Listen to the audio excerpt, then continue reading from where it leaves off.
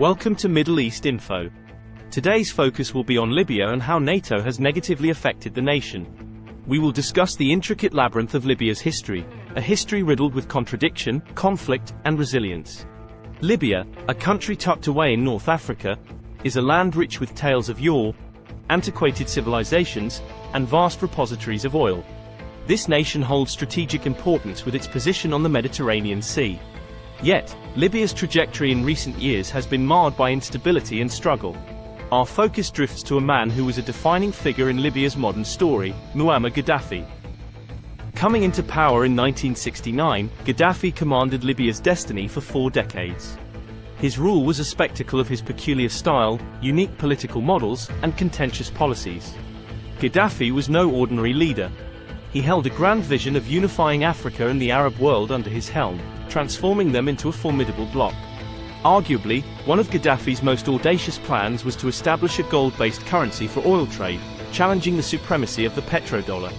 This was a direct threat to the global dominance of the US dollar, a development that irked the West and was seen as a destabilizing move in international economics. As 2011 rolled in, the winds of the Arab Spring, filled with the cries for freedom and justice, swept across the Middle East. Libya was not immune to this tide of change. Amidst the uproar, NATO sensed an opportunity.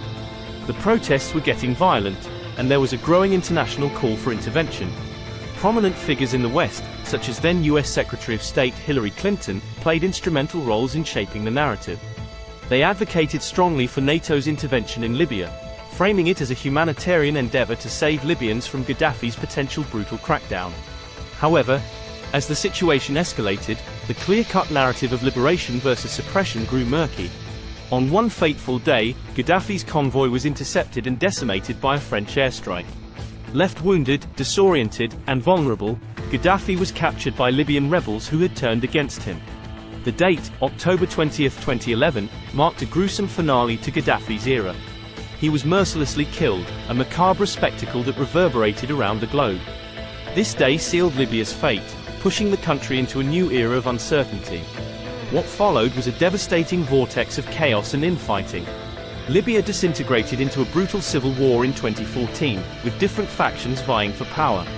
The Western powers, who had been all too keen to intervene during the revolution, were conspicuously absent in Libya's direst hour. To make matters worse, Europe and America pulled the plug on their trade relations with Libya, cancelling all direct flights. This led to Libya's isolation from the global economic fabric, leaving its oil-dependent economy in dire straits. The question begs to be asked, why this sudden cold shoulder? The answer is rooted in the complexities of geopolitics and the unpalatable realities of regime change. The absence of a strong leadership often leads to power vacuums that foster instability and conflict. But despite the grim picture, Libya isn't a lost cause. It houses the largest confirmed oil reserves in Africa. The recent discovery of more oil signifies its enormous economic potential. The question is whether it can effectively harness this potential to rebuild and reinvigorate its economy and society. There have been glimmers of hope in the recent past.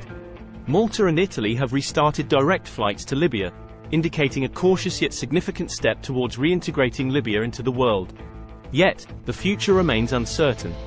Can Libya regain the relative stability it saw during Gaddafi's era, despite his despotic rule? It's hard to tell. But what is beyond doubt is the indomitable spirit of the Libyan people. They possess the will and courage to forge a new path, to script a new chapter in their country's narrative. Stay tuned to Middle East Info for more insights into the complex tapestry of Middle Eastern politics and history. And if you find our content engaging and enlightening, do remember to like, share, and subscribe.